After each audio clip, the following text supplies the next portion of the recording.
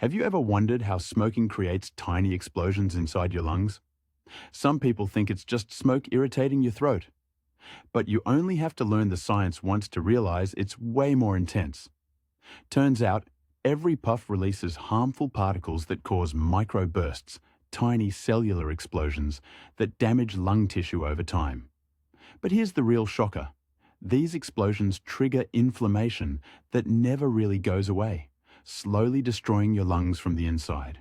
Actually, it's pretty wild, like your lungs are under constant attack by invisible firecrackers. So, yeah, smoking isn't just harsh. It's a tiny explosion factory inside your chest.